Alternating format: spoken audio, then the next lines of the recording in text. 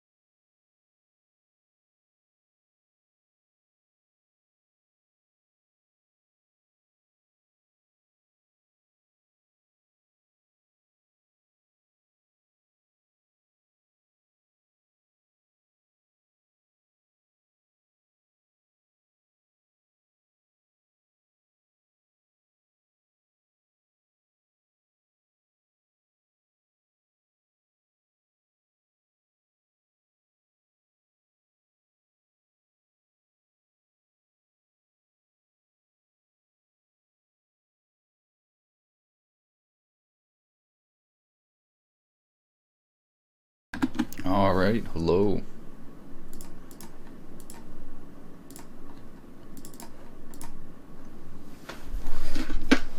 So I'm going to hopefully finish up this cartoon render pipeline in the next few days. Man, it's really cool. I keep playing these songs by I try to find like really small producers, and a bunch of them have Twitch accounts now. So like this guy, I think it's pronounced Anti-Kung. I think the V is a U.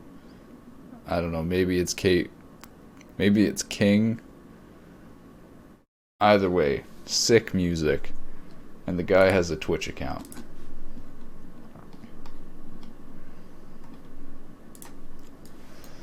Alright. I think I'm going to start off with the procedural generation from yesterday. But I was also just looking at this property volume system. I have a feeling there could be a race condition here in the multi-threading. So, yeah, I'm kind of like looking through it.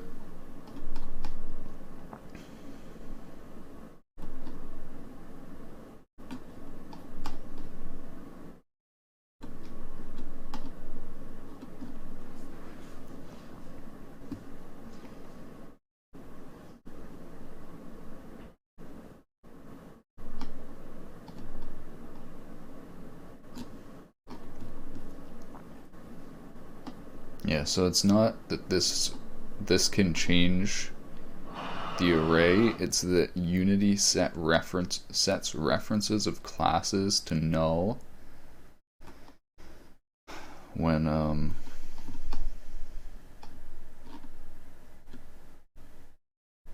when they're deleted. So I think deleting or disabling property volumes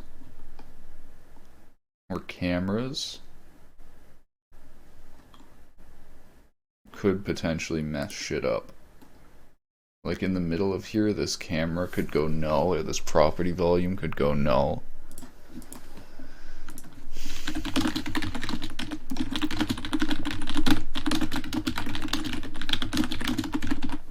Yeah, Unity is really not designed for multi-threading.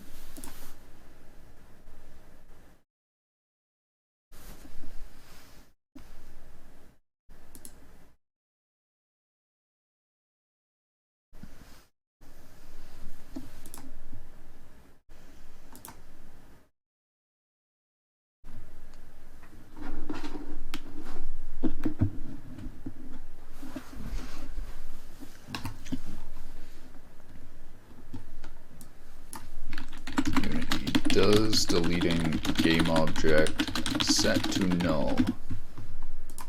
I wonder if they override the equality operator and it's not that it sets it to null.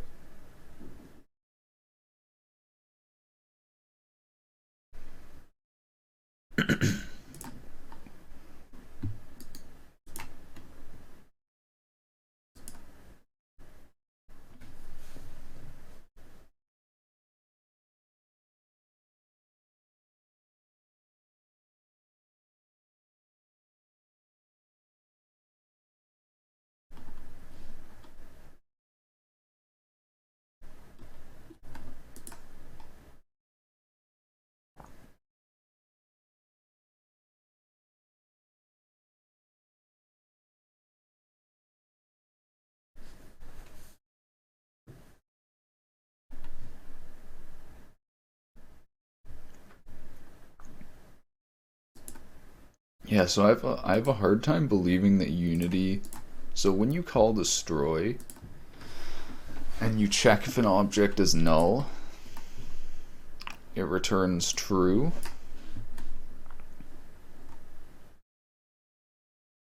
But I have a really hard time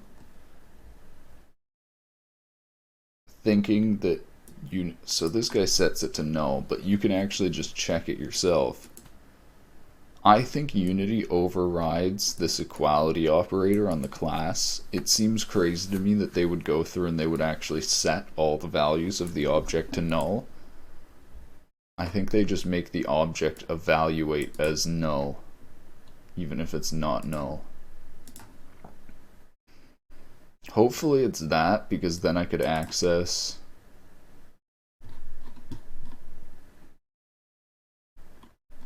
these components and things. I don't know. I'm gonna do more stuff with this and we'll see if we run into bugs with it. But yeah, Unity is horrible for multi-threading, kind of annoying. I know it's weird for me to say I've been doing a lot of JavaScript recently, which is like all single-threaded. I kind of can't wait to get back to my own C engine and do actual good multi-threading. Alright, so our voxels are good. We're going to move on to distance fields. So I've been thinking about this. And I want to use a fixed grid of a distance field, like how we take a bunch of these voxel samples. I want to take a bunch of the distance field samples.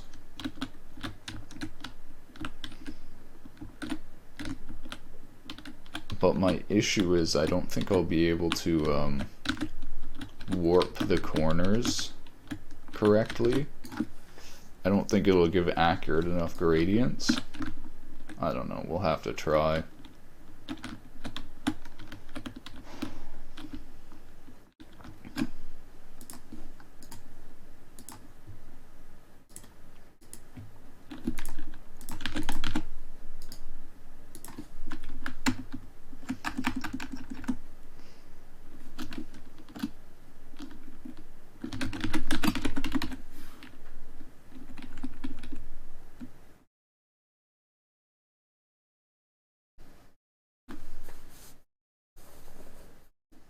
What should I call this?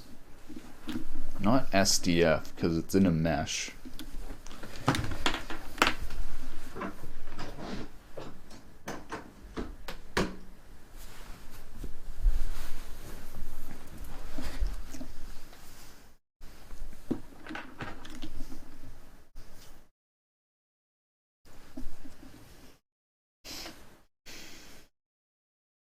It's like a voxel, but a smooth voxel.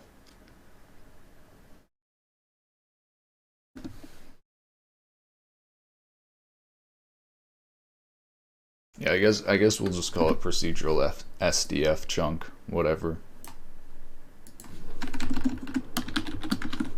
So like instead of voxels, we'll have a float of distance samples. And so then I'm also, instead of the voxels, actually, so what I was thinking is that I still need voxels, because you're going to want coloring for the distance samples.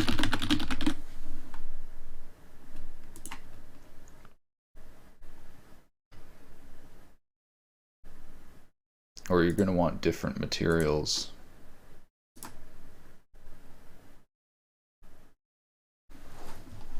At least for most times you will.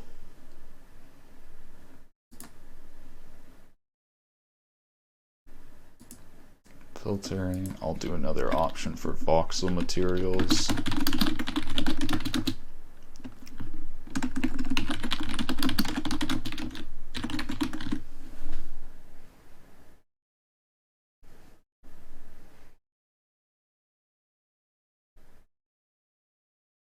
And I'm just thinking if there's anything else. So I should also use, oh yeah, okay, so I actually do need the distance function, because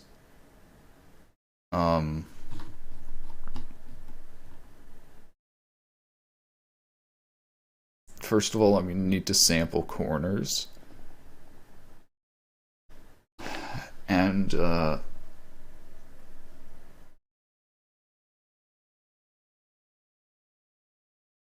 yeah, I can do it.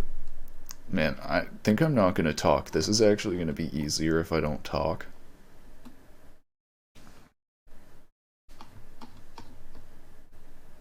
But yeah, I'm also, if I want to generate the normals from the distance function, which I want to do because that's more accurate for things like spheres, it actually gives you perfect sphere normals. But to do that, I actually need access to either the distance function or yeah,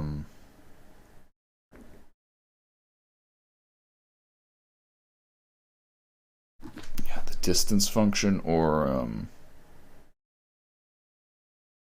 I'm thinking of doing, I don't know what it's called when you don't just do distance, but you also include normal and direction and like basically the closest point. So instead of a distance function, a closest point function, which most of the time you solve with distance functions anyways. But it would mean that you wouldn't be able to do as much distortions in the distance function, which would be annoying. So this is like the thing. I'm like deciding, do I want it to be slower but be more accurate, or do I want it to be faster and be a bit less accurate? I'm kind of thinking making it faster.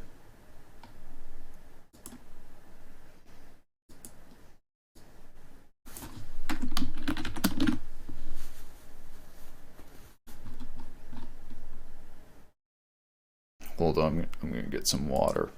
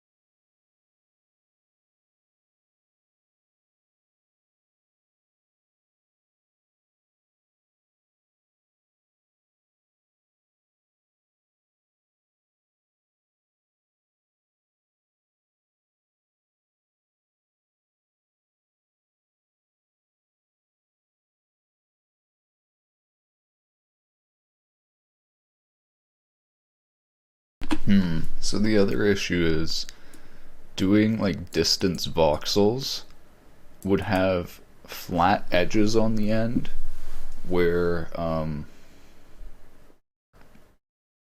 actually would it? I guess there would still be a very slight derivative. Yeah, see, this is the issue, is we wouldn't be able to sample the we would be sampling the distance derivative from the grid differences, and we would need exact, or yeah, not exact, but like high precision distance at a point. Yeah, I think I'm gonna try this doing the float array because it'll be faster, but I think we're gonna need to end up using an actual distance function that we call, because we're gonna need to do a lot of distance function samples, unfortunately.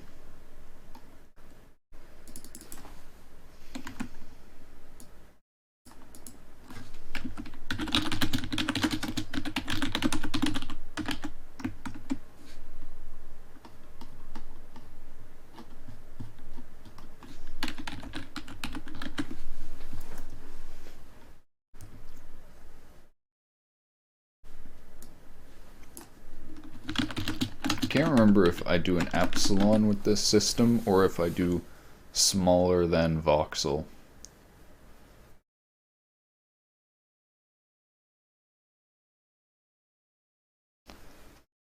I think I do smaller than 0 because then it's assumed that more than half of the voxel is filled.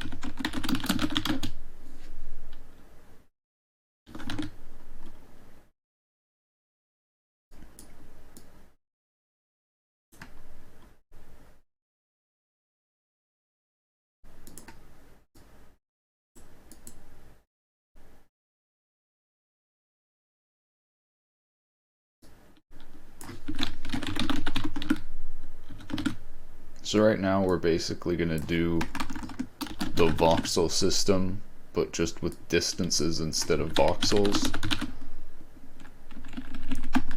which is basically like where distance smaller than 0, or I guess I should do smaller than equal to 0, because we might have some unsigned distance functions, and that is actually okay.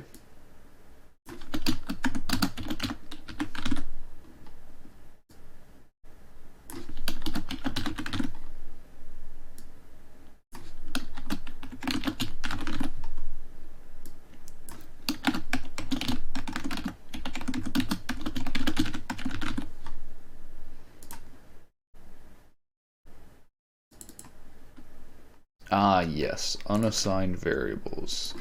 This is kind of one thing I hate about C#. I understand that this is like trying to make your code secure or whatever, but it really, like, having to set variables that you don't actually need to set or use just makes things slower. That's a really nice thing about C if you care about optimization. It just lets you do stuff, even if it might be like risky for your code crashing. I mean, that's the ridiculous thing, is like, if you consider using pointers to be too much of a risk, like, it's kind of ridiculous. Like,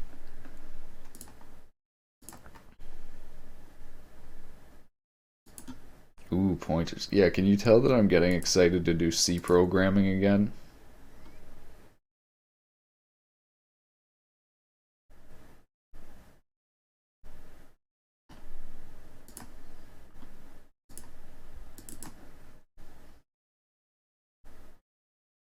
I think I already had this open. God damn it. Alright, now we'll replace this with procedural SDF chunk.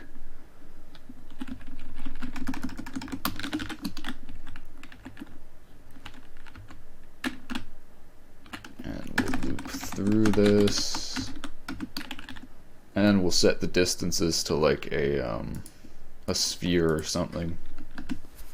Make everything as void pointer in C, and in C++ use auto keyword.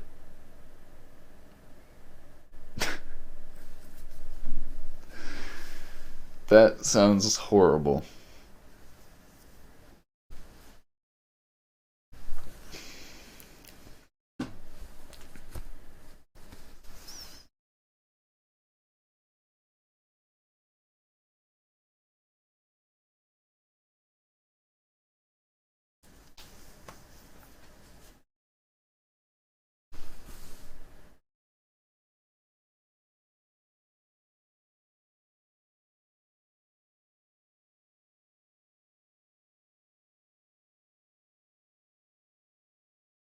Sometimes I think it's like too early in the morning to program.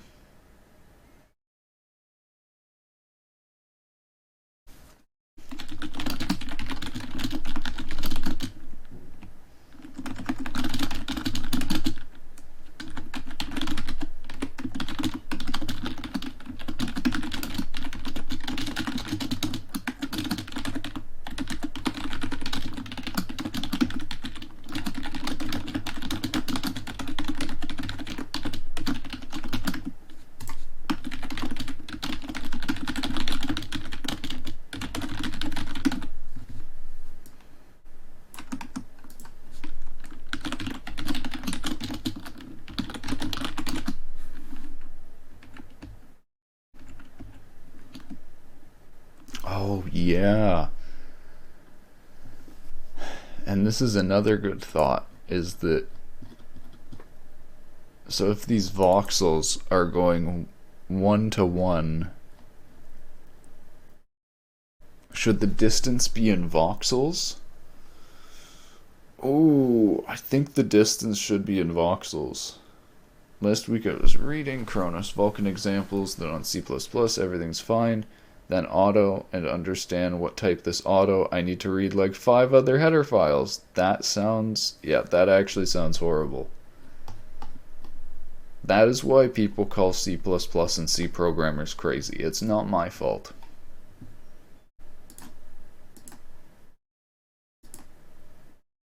So I think, I was thinking, if this is in distance to voxels, like I shouldn't have to divide this by the voxel width and height.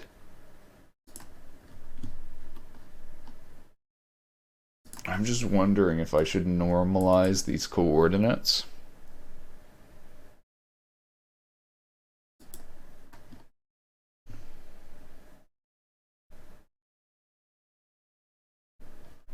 I don't think so. I think any distortions or whatever that I do,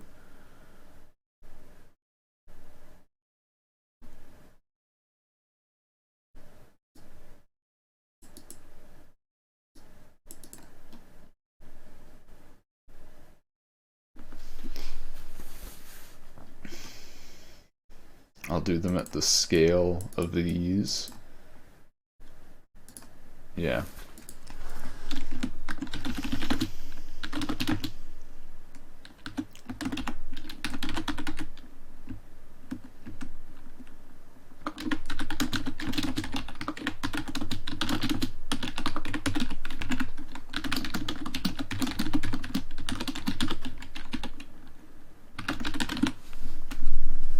So this should hopefully make a sphere out of voxels.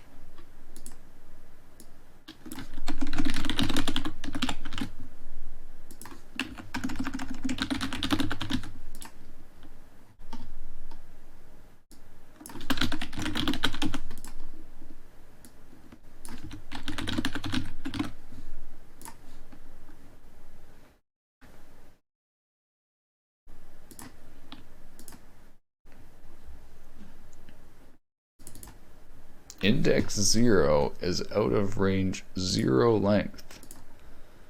Native array.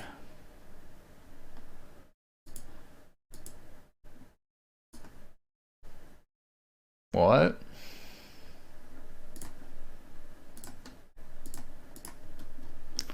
Why would the native array be length 0? Oh my god, we're doing voxels.length here. Duh.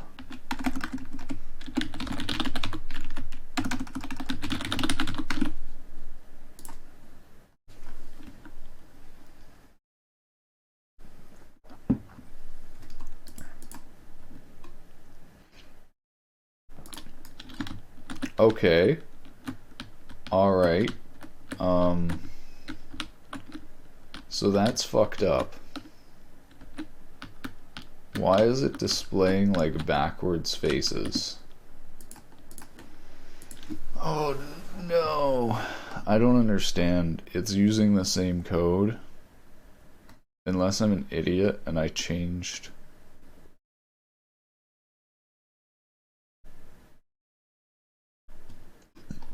I changed some of this.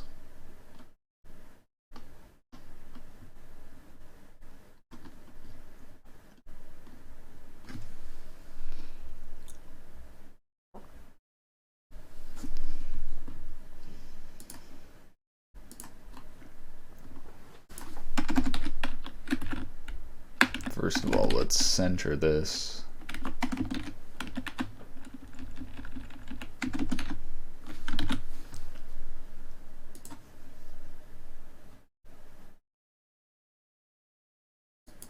Also, does this not have backface culling?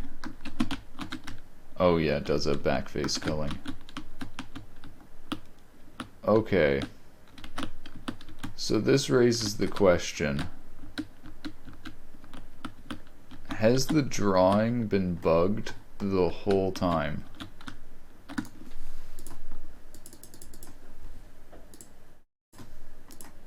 Okay, so why are the vertices...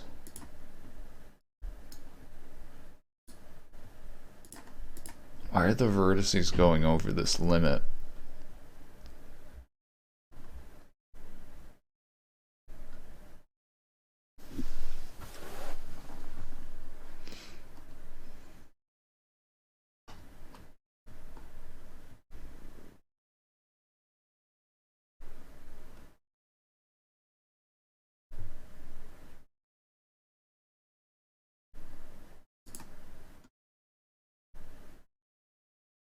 I should actually check, I think, if this procedural voxel chunks has bugs. Maybe it does and I just didn't notice.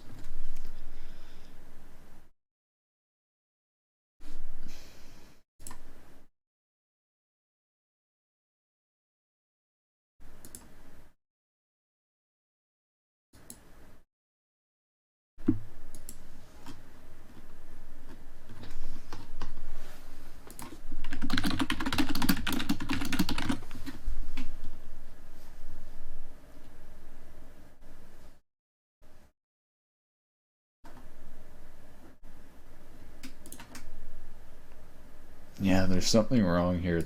It's almost like it's flipped, displaying on the inside.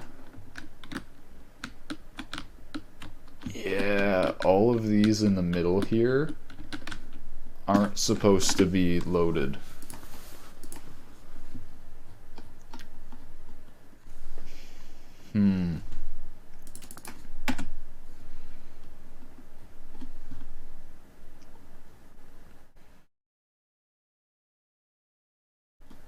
Smaller than equal to 0.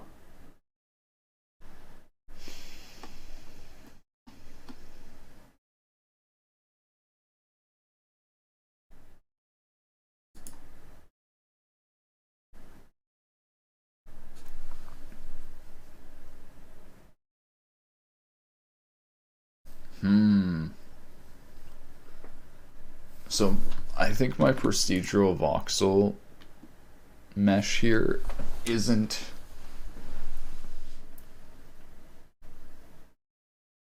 Oh my god, I'm doing this wrong. So this is actually supposed to be the opposite, where we check if it's a null voxel or if there's no... Yeah. I was literally just saying I wonder sometimes if I'm too tired to do programming right now at 7 in the morning, but we do it anyways. Alright, now it should work.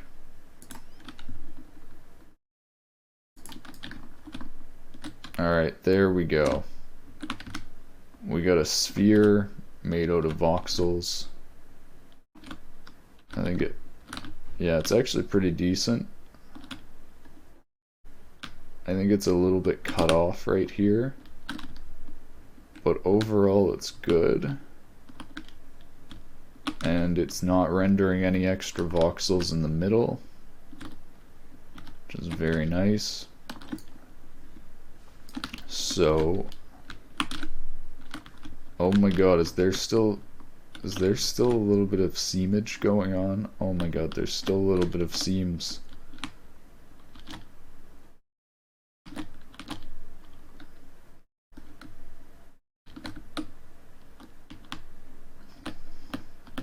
So I think the only way to fix that is to create an extra voxel, or sorry, extra pixel around the border of the voxels.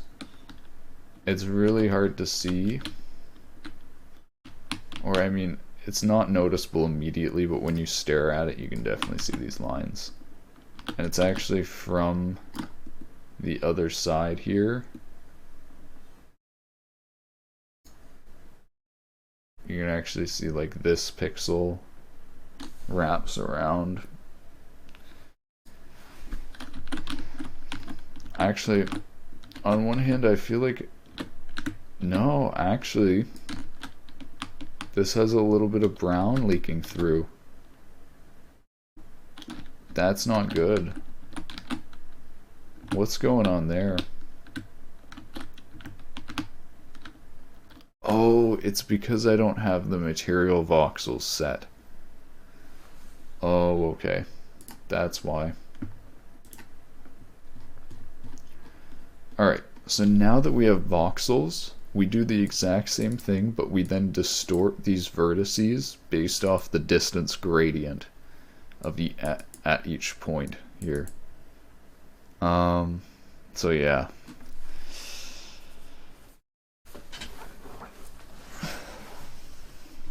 I'll be right back. I'm gonna go get something to eat. Help me think about this.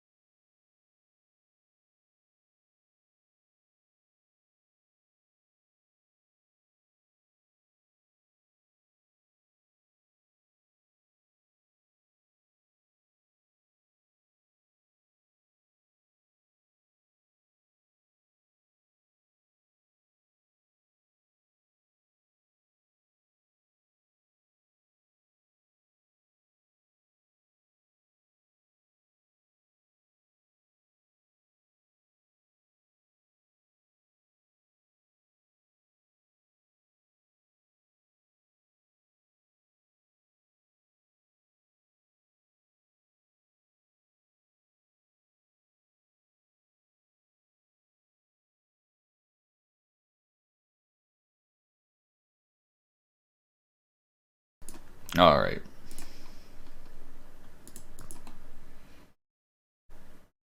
So the issue is that these vertices are made of multiple corners, and each of these will actually have the same distortion between these different faces. So I actually need to compute the 6 corners as needed. I don't know how to describe it. Like, I'll have 6 vector 3s.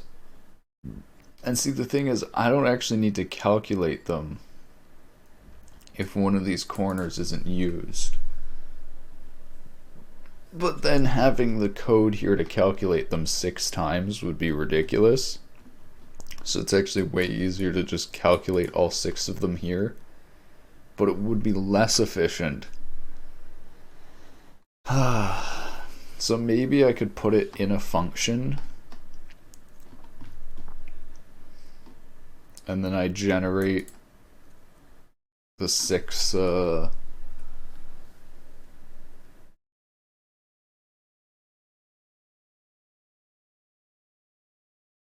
yeah, Actually, is it just 6? There's 6 faces.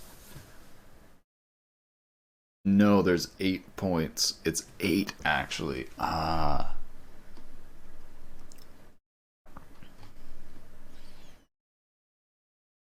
So I think I'll just calculate them as needed.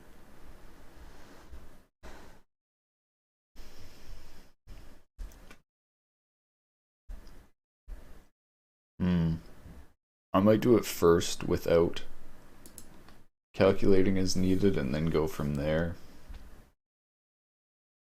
Because that's easier. Optimize afterwards.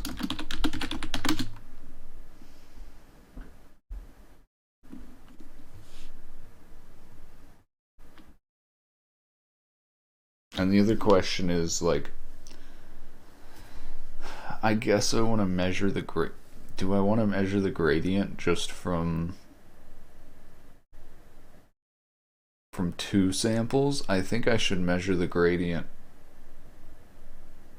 from 3 samples to make it really nice. Just to make sure it doesn't get, like,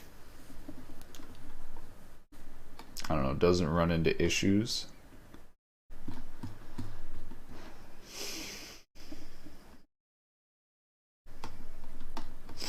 Yeah, I'm gonna put it in a function.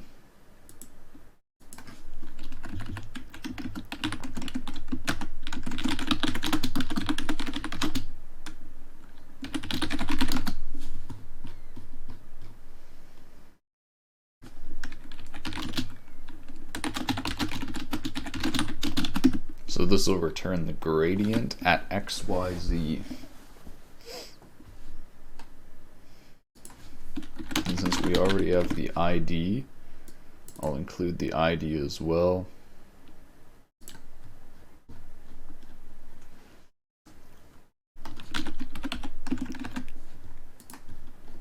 Oh yeah, and will we... I guess we'll already have... No, actually, this... So technically we could reuse this distance sample. But yeah, I'm not going to worry about optimization yet.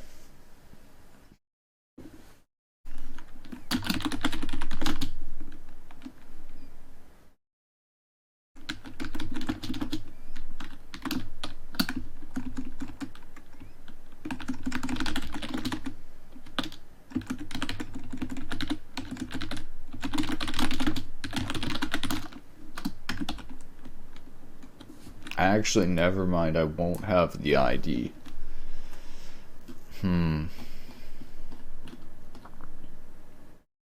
also thinking I should cache the stride so that I don't need to calculate it over again. I mean, that's the thing, is like, is doing the multiplication more expensive? Really that much more expensive?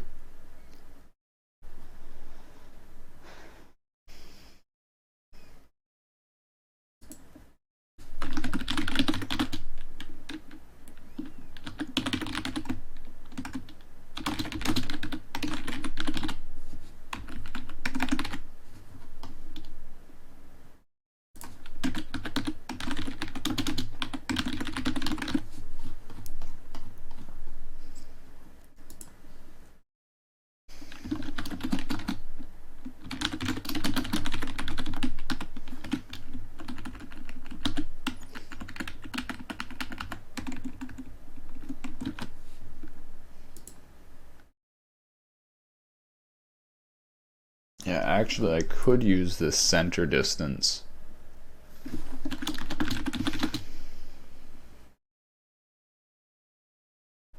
Oh, but whichever one it was would change, and that would, yeah, that would actually make it more complicated. So yeah, see, I'm almost, yeah, this is still gonna be decently optimized compared to like calling the distance function each time.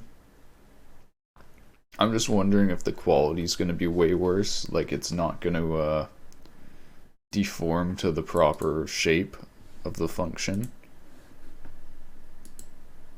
or the shape that the function is defining. We'll see.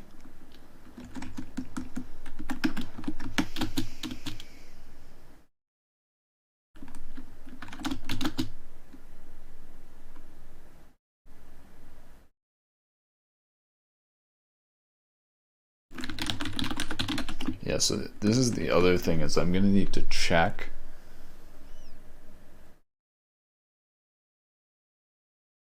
whether or not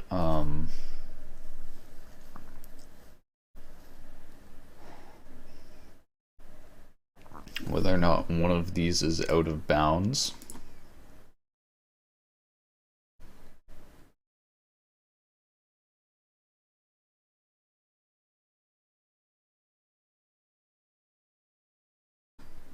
Yeah, and so now that I actually think about this, these corners,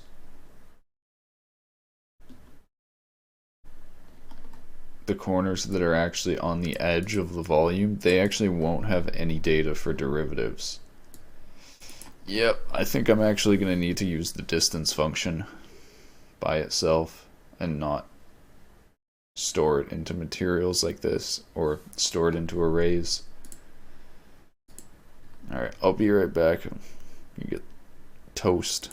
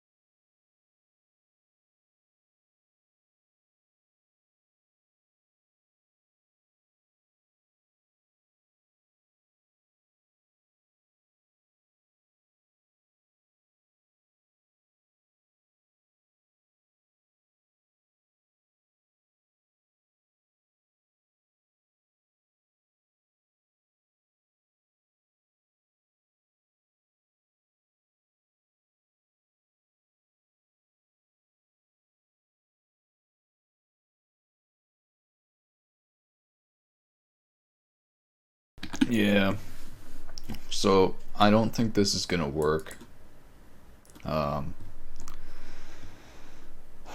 at least with I'm also just realizing I can reuse a bunch of these gradients.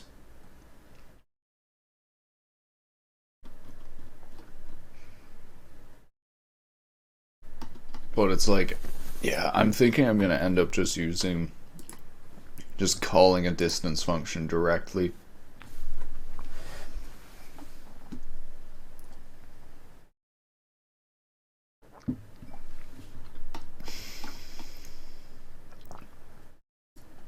And like instead of calling this gradient function, I will cache all the gradients in an array, just like the distances, and then we can just call the gradients.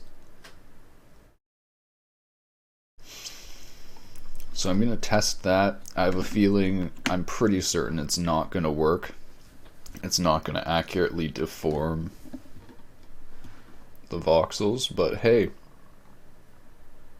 don't know till you try. It's also going to use way more memory, storing an array of... Like, I feel bad doing actually an array of vec3s like this. I think that's actually inefficient, because C# isn't great at doing arrays of classes and structures with efficient memory. So I'm thinking of actually storing it as just another float array.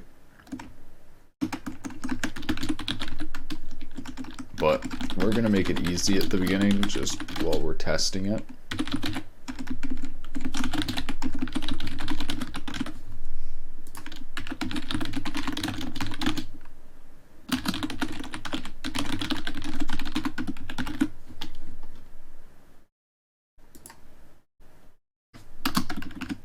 So then we're going to do another loop first where we just do gradients.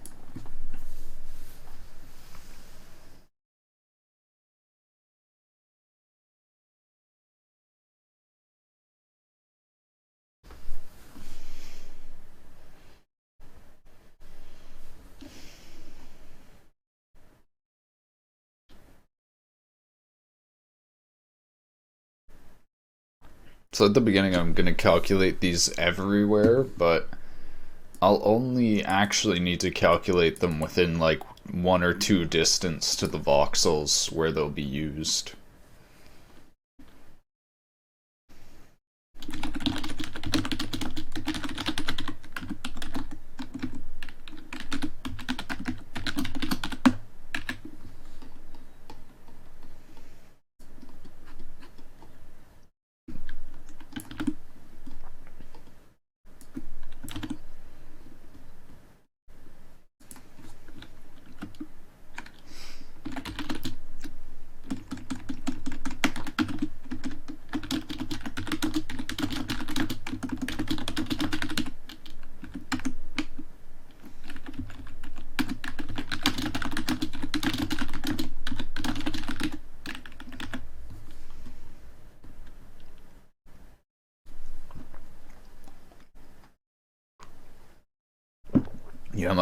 Yeah, there's I know there's gonna be so many issues with this because it's gonna be the derivatives it's gonna be measure it's gonna measure can actually zero out each other by averaging out the two sides, like kind Kind of like aliasing, because it's sampling a really low...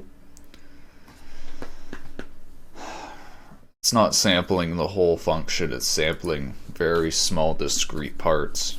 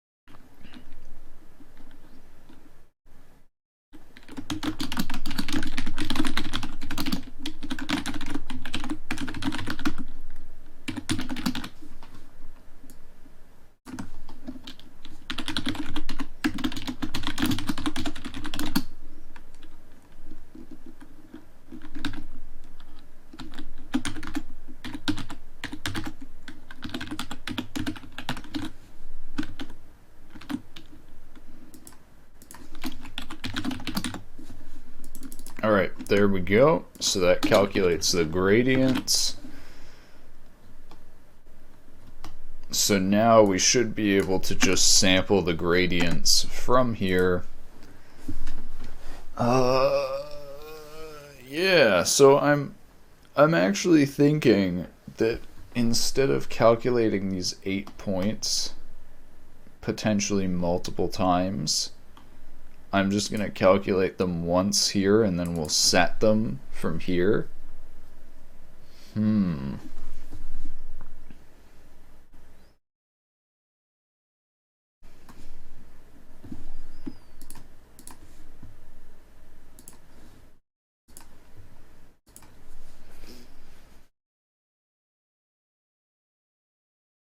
Yeah, because doing it from here would mean sampling the gradients over and over again.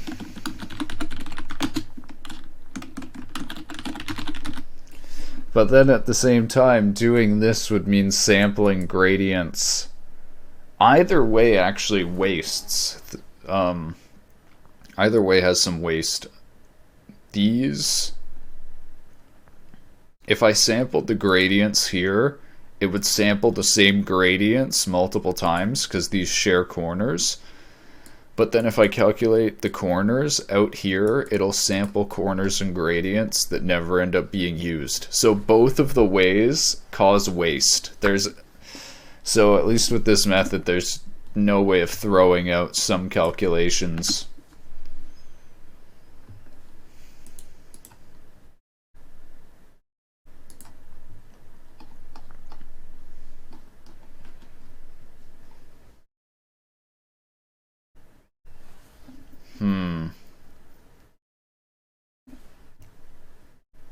Yeah, we're going to calculate the corners out here because I think it involves the least work. So we're going to slowly convert these.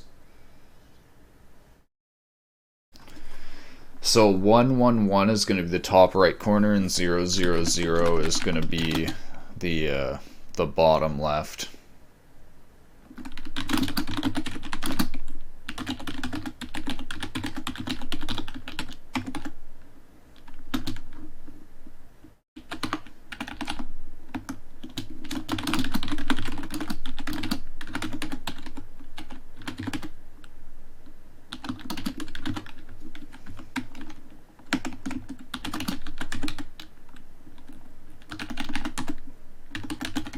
I can actually reuse these.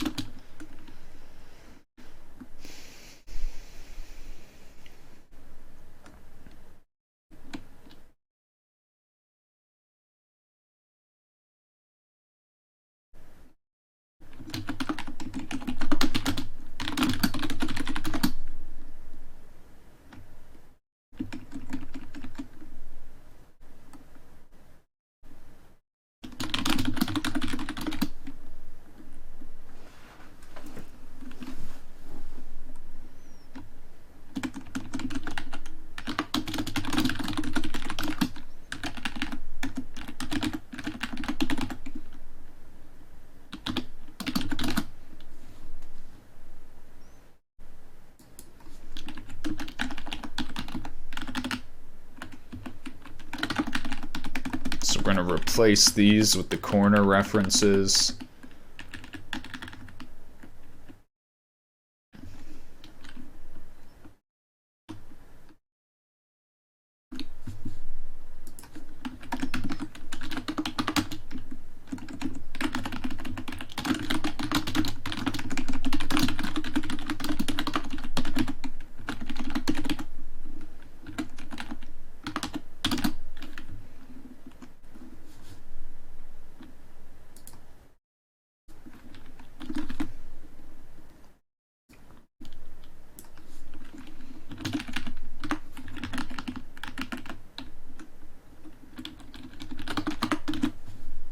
So this is just starting with the bottom face. We're going to test and make sure this works.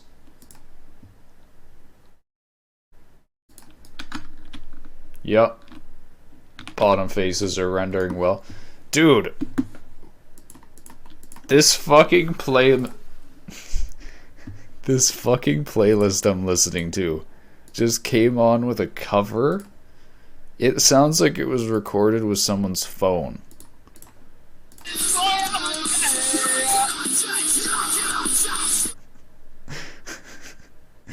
Jesus Christ. You know what I think people do on SoundCloud now? I think they make a playlist with a bunch of really good songs, and then they put their own shitty covers in the playlist, so people will listen to these playlists that have a bunch of like top hits, and then they'll like leech off the views by having their songs along with it. That's my theory, at least, for why you get these playlists with like top hit songs, and then in there is like someone's shitty cover.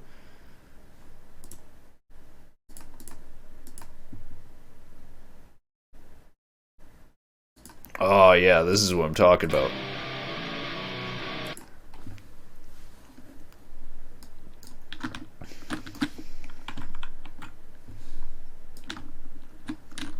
So bottom faces are good.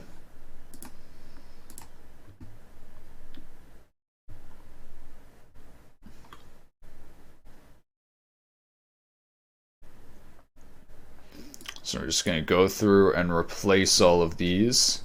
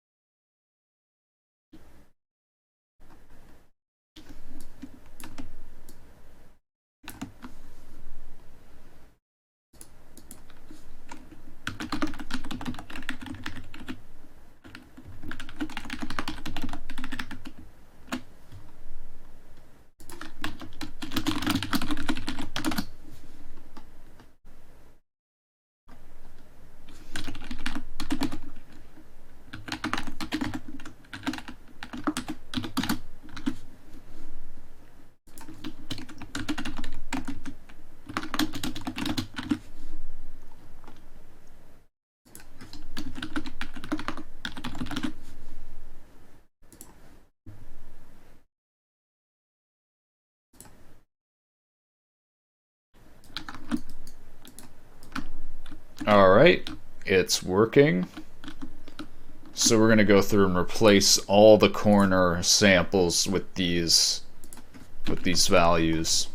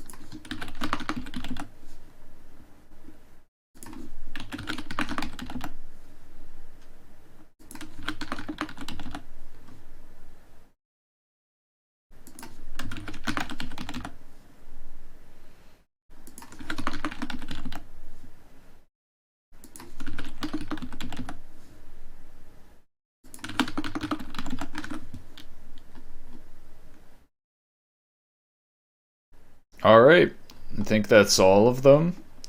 We're going to test and just make sure it works. And then we're going to add the distance distortion from the gradients. Yep, okay, it works. So then hopefully we will deform it into the shape of a sphere instead of a sphere made out of voxels.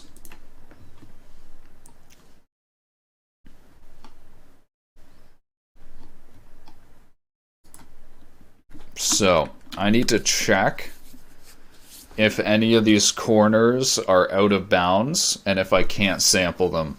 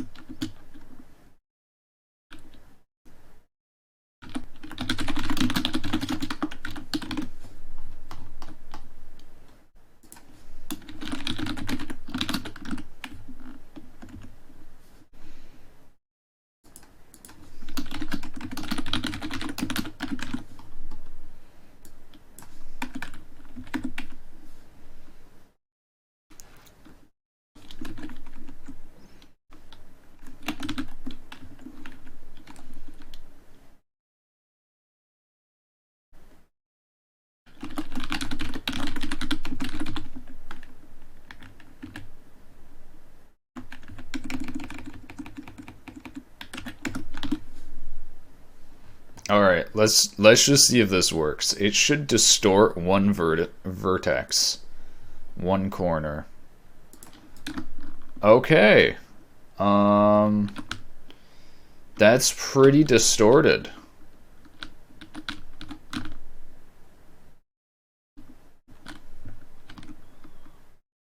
Well then,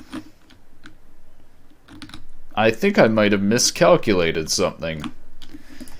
Oh yeah, this needs to be scaled by this world scale, height scale, and length scale.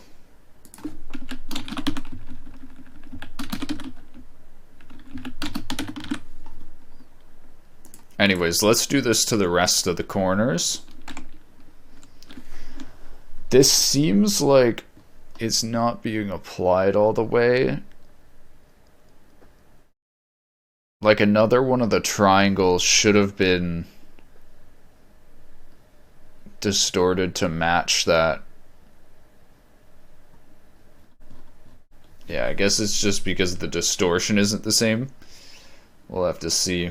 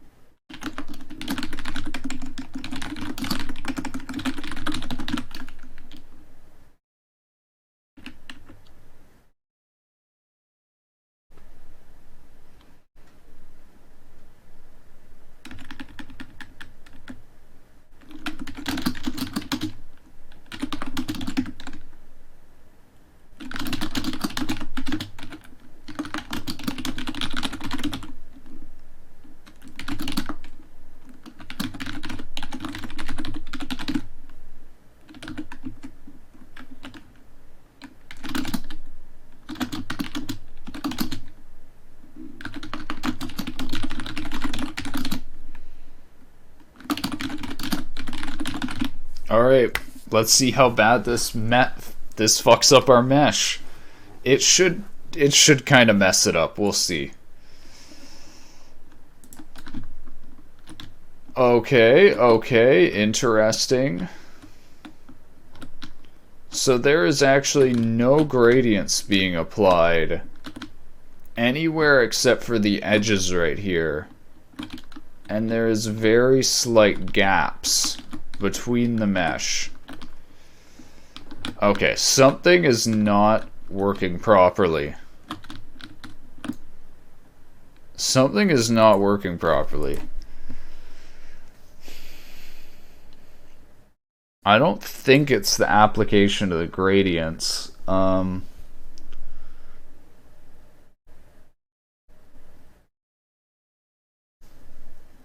don't think it's the gradients here.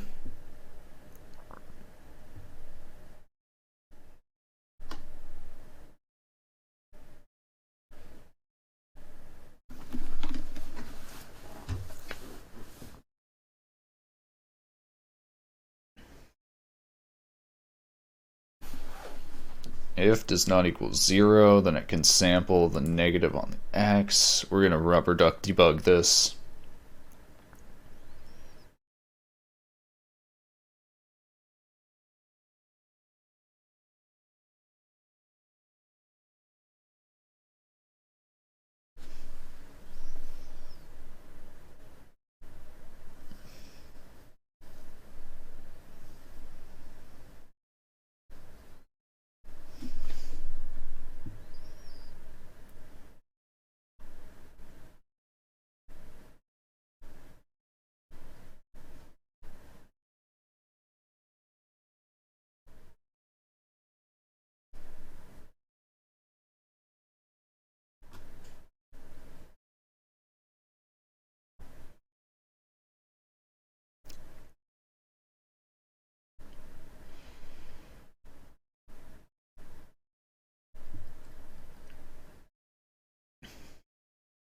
Oh, these might be backwards. Let's see if flipping these around fixes this.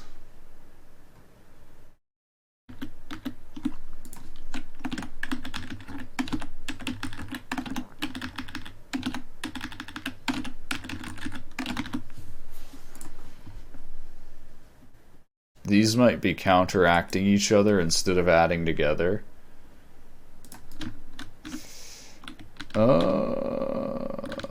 Potentially.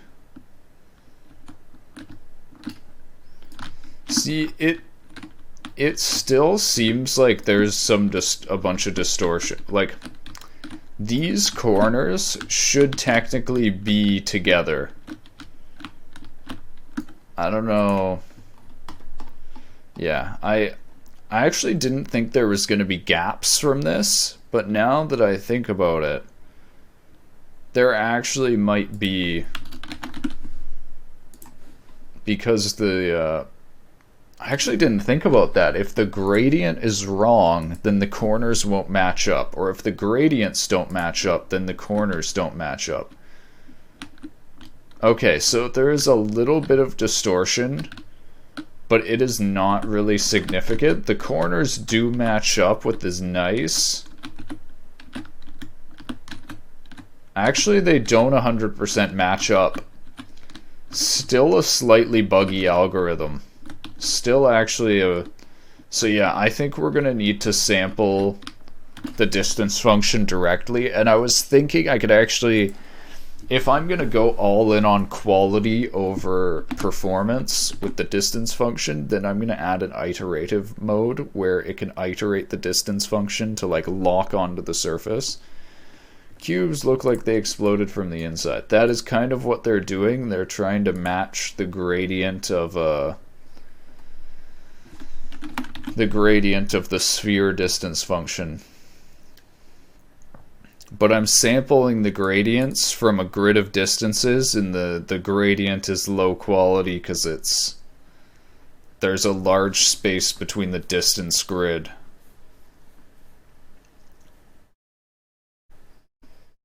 I'm skeptical of raising the gradient scale.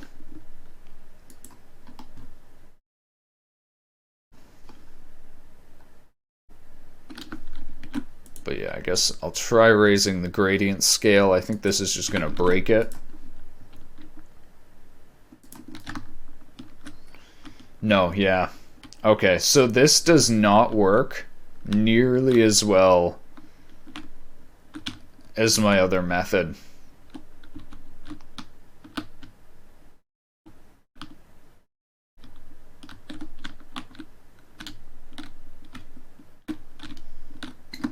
Yeah, I'm just thinking if there's a way to make this work.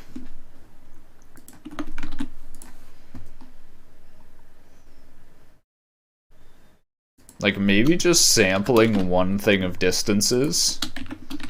Let's try that.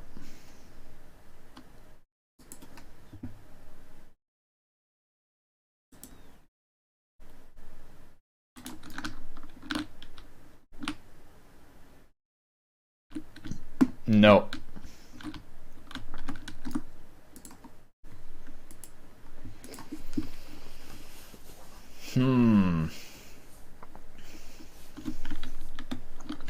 Okay. New plan. What if we scale this by the distance? What do we normalize this and then scale it by the distance?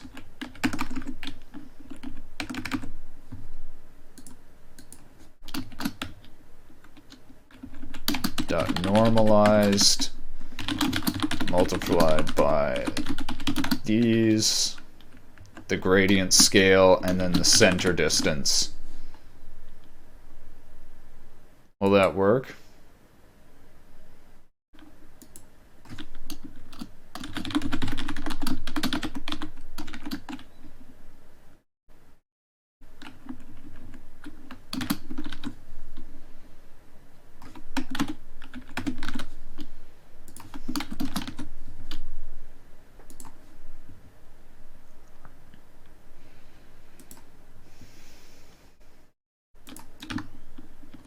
Okay, that actually looks a bit better.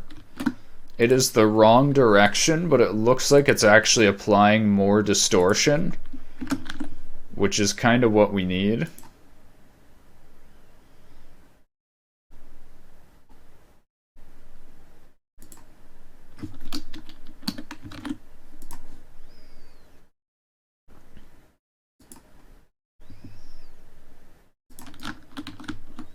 Okay, that's interesting. Yeah, it's still broken though. I think we're not gonna get. I think we're gonna get tons of seam issues, and our mesh isn't gonna. Yeah, tons of seam issues without sampling the distance function directly. So I wanted to avoid this, but we're gonna make it way slower.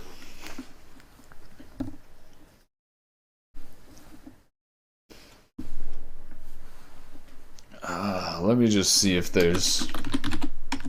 Let's try doing absolute value here. Just to see.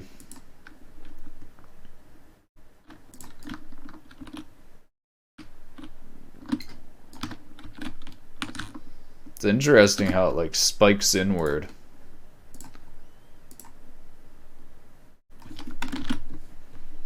I'm actually confused. Why is this now becoming negative?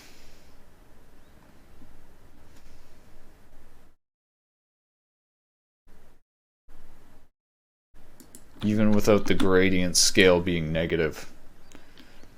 I do not understand, but whatever. Alright, yeah. Not gonna work. Not gonna work.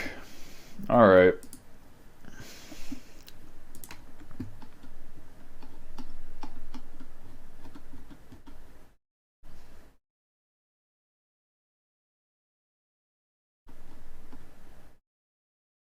So now I gotta think about and plan how I want to do this.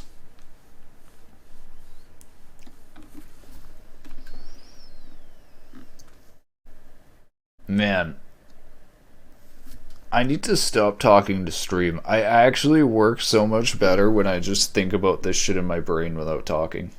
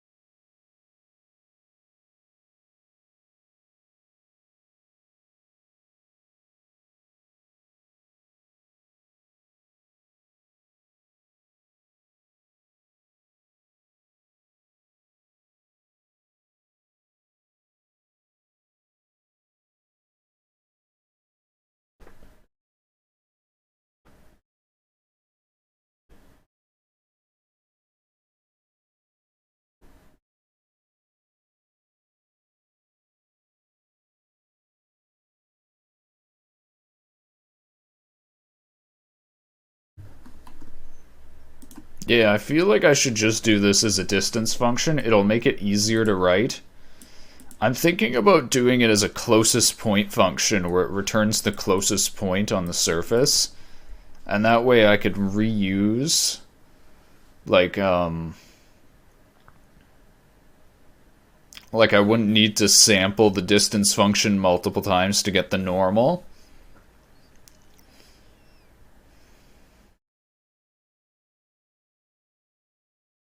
But at the same time, it would make the function itself more expensive.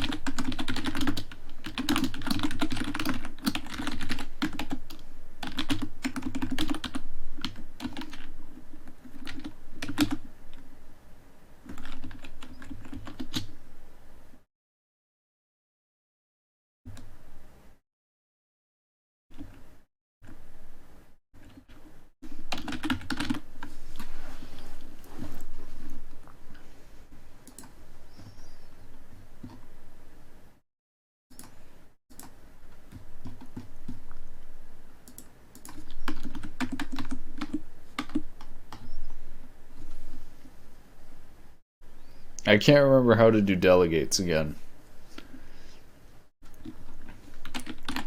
Public delegate vector2 distance function.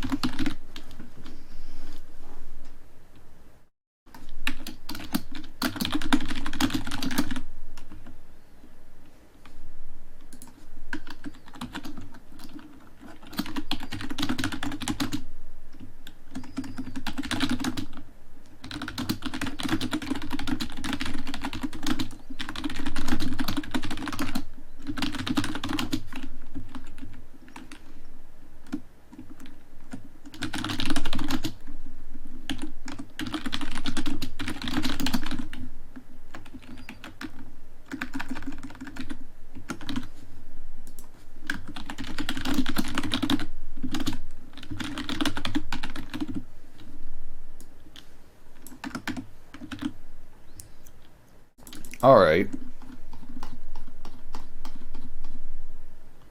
so now we're going to need to completely change up how this is coded, which is kind of why I was avoiding this, but hey.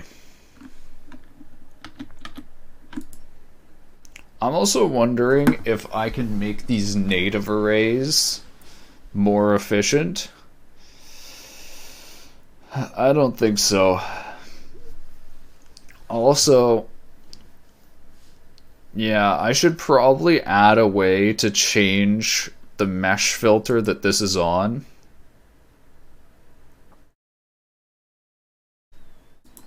So like you could reuse this for different mesh filters.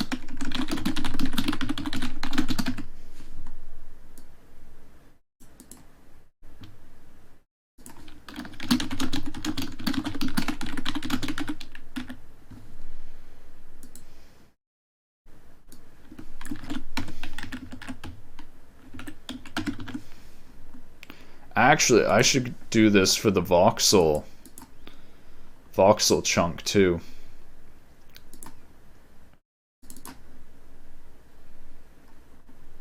Actually, I wonder if I could do that for the terrain chunk too. Reusing these float and int arrays. See, my issue is that the terrain data, we're going to need to create new terrain data anyways. So, if we're going to need this terrain data to exist,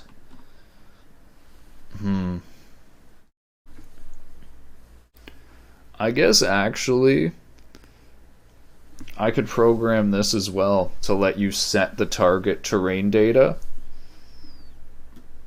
Actually, right now you can. Private bool or public bool don't create terrain.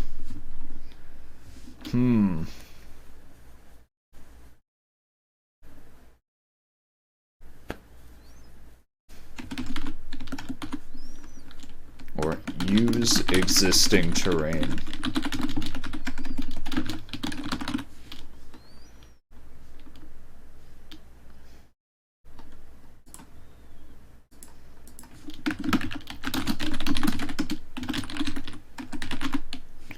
Alright, so now the question is, how would I initialize these maps? I guess I'll need to manually initialize this.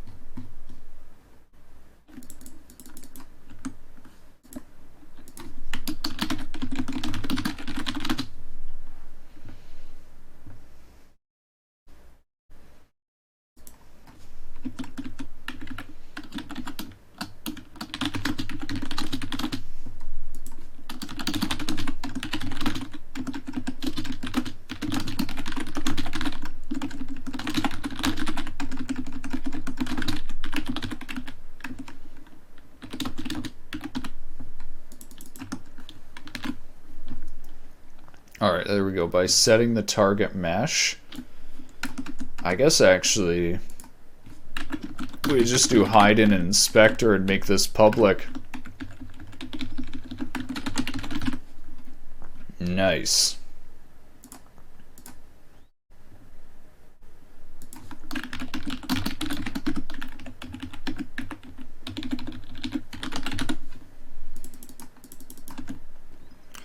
I wonder, I think I can actually allocate less data for this because we know that the voxels will only be able to use so many faces and vertices.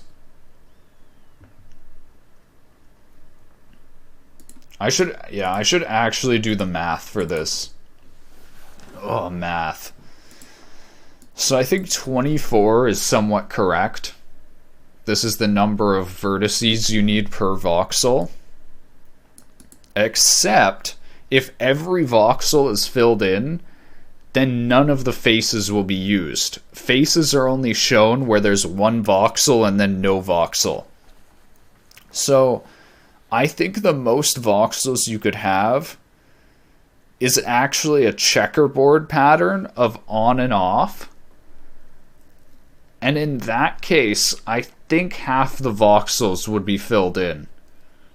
I think at most half the voxels would be filled.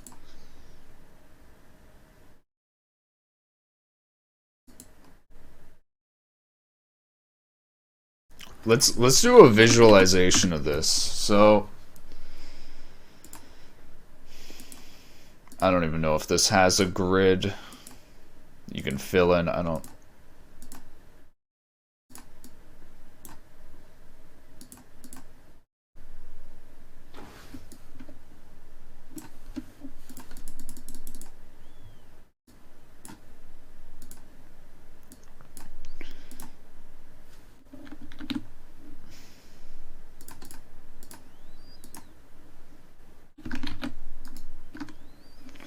Alright. So if we have like this checkerboard pattern, half the voxels end up being filled in on average, and we've got all the faces exposed for each voxel, which is half. But as soon as we fill in a voxel, it actually takes away faces from these other voxels and reduces the number of corners needed. So yeah, I think we're right that it's half.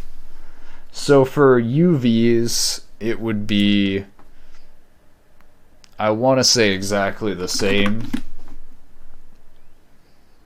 Indices might be different. Since it's not the same as corners, we might have the same corner defined twice. So like this triangle might define 4. Actually, I think 24 is an overestimate of vertices. Oh, wait, no. Yeah, this is actually right. Indices is the same. Actually,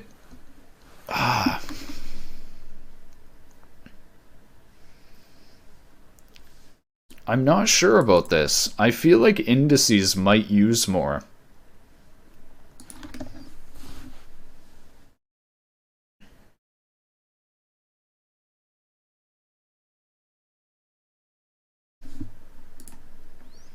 I guess I could actually test this and fill in half the voxels. Just to be sure and measure how long it takes, how many it uses.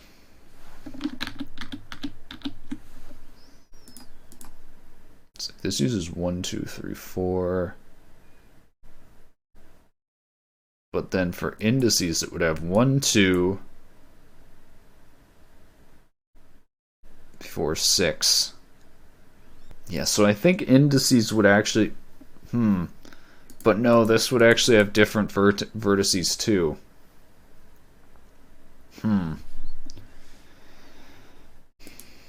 Yeah, I think 12 is right.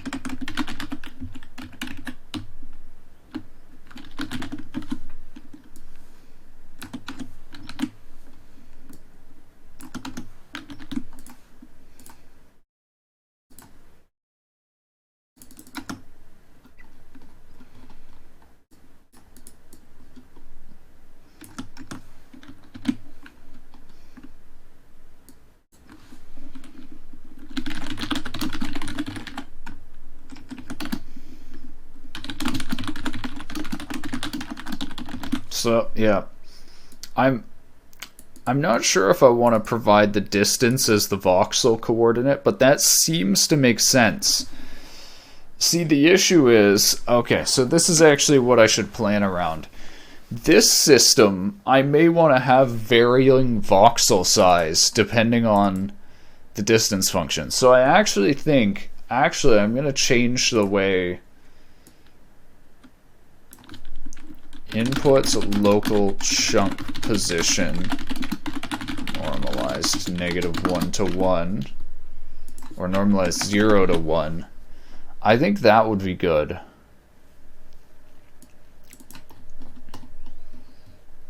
And so that's like what's used here.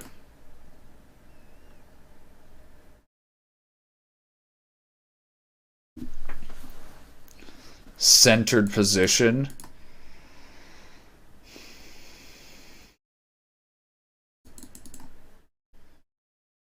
So I'll do this and then I'll optimize it later, I guess.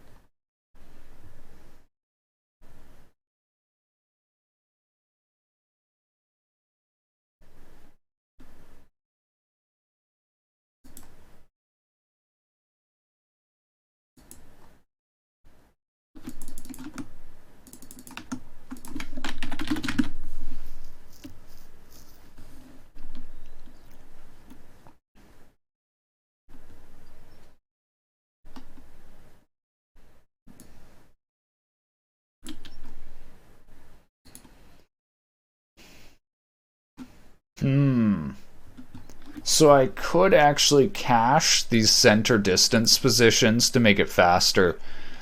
I gotta think about, yeah. Is it worth caching this?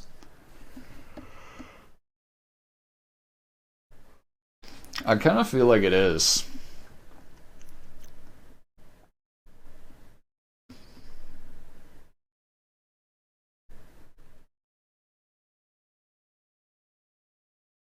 I'll be right back. I'm gonna go get some water.